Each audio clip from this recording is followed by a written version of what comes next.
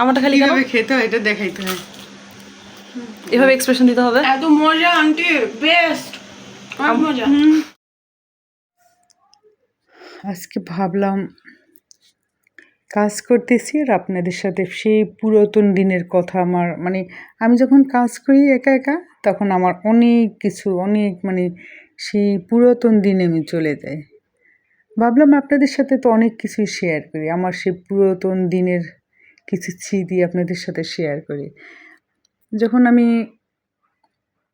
কাজ তো করতেছি, নাস্তা বানাচ্ছি, কি বানাচ্ছি সেটা আপনারা তো দেখে বুঝতেই পারছেন আজকে কি নাস্তা হবে। তো একটু সময় আমি আপনাদের সাথে একটু গল্প করি, আশা করি আপনাদেরও ভালো লাগবে। পুরোনো দিনে ফিরে গেলে আসলে মাঝে মধ্যে আলমারি গুছাতে গেলে আমার সেই কিছু পুরাতন মানে কি বলবো চিঠিপত্র হাতে পড়ে, একটা পুরাতন ডায়েরি, সেখানে কিছু যত্ন করে আমি চিঠি রেখে দিয়েছি। মাঝে মধ্যে চিঠি পড়ার জন্য যে আলমারি খোলা হয় ওরকম না, আলমারি যখন গুছ করতে যাই তখন ওই চিঠিগুলি আমি পড়ি। হয়তো আলমারি গুছাতে বেশি একটা সময় লাগে না, কিন্তু চিঠি পড়তে গেলে আমি মানে অনেকটা কি বলবো অনেকটা সময় লেগে যায়। এক সময় হয়তো চিঠিগুলি আমি বের করে শুধু আলমারি খুলতাম মাঝে মধ্যে যে চিঠি পড়ার জন্য, আর এখন আলমারি খুব গুছ করতে গেলে চিঠিগুলি হাতে পড়ে ডায়েরিটা, তখন সেই হারিয়ে যাওয়া স্মৃতিগুলি তখন তার এই আজকের মতো মোবাইলের যুগ ছিল না, যোগাযোগের মাধ্যম ছিল চিঠি। আমি যখন নতুন নতুন শ্বশুরবাড়িতে, তখন আমার মা মেজো ভাই আমাকে চিঠি লিখতেন। কত মমতা ভালোবাসা যে জড়িয়ে থাকতো সেই কাগজের পাতাগুলোতে, কি বলবো আপনাদের। আজ আমার মা আমাদের মাঝে নেই, কিন্তু মায়ের সেই পুরাতন মানে পুরনো চিঠিগুলো আজও আমার কাছে জীবন্ত।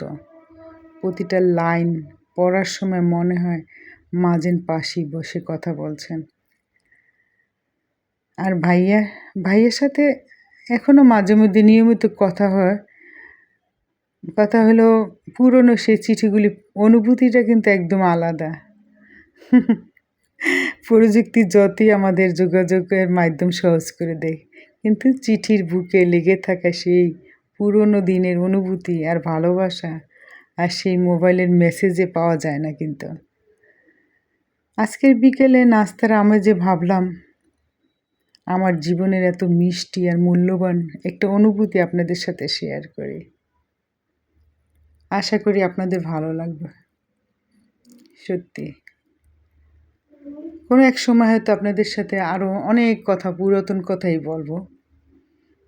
মানুষ যখন একটা সময় বয়স বাড়ে তখন পুরাতন দিনেই মানুষ চলে যায়, দেখবেন সেই পুরনো দিনেই মনে হয় যে লেগে থাকে।